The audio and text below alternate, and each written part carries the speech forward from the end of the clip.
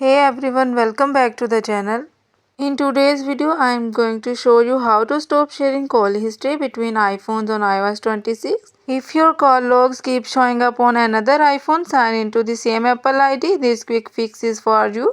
So let's get started. Solution 1. Turn off call scan in iCloud. Open the settings app. Tap your Apple ID at the very top.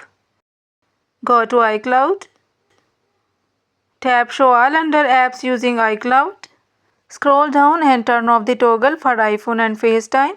This stops your call history from scanning across devices. Solution 2. Turn off iCloud Drive Scan. Still in the iCloud settings, scroll back up. Tap on iCloud Drive. Turn off Sync this iPhone. And that's it.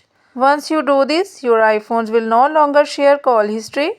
If this video helped you out, don't forget to like, share and subscribe to the channel for more iPhone tips and tricks. Thanks for watching and I'll see you in the next one.